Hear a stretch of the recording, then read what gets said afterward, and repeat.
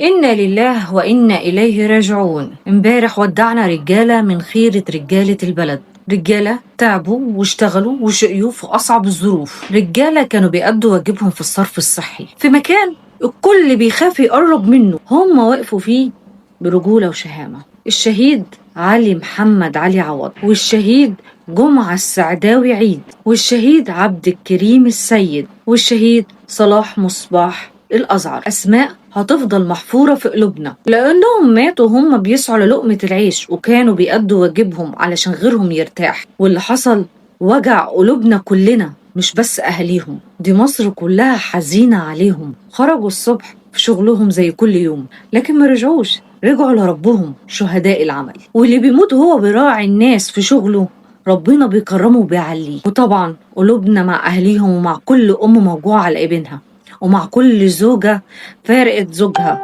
ولكل ابن اتحرم من حضن أبوه.